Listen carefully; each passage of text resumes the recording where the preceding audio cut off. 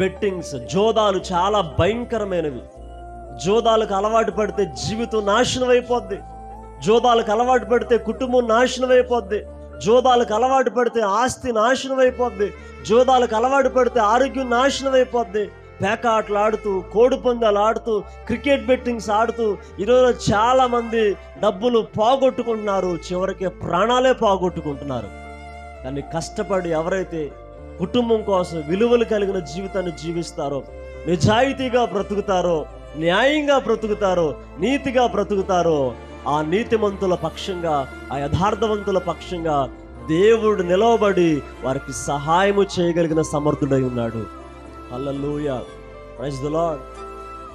Don't earn money in a easy way. Don't earn money in shortcuts. సంకర త్రోవలో, దొడ్డిదారిలో డబ్బు సంపాదించొద్దు.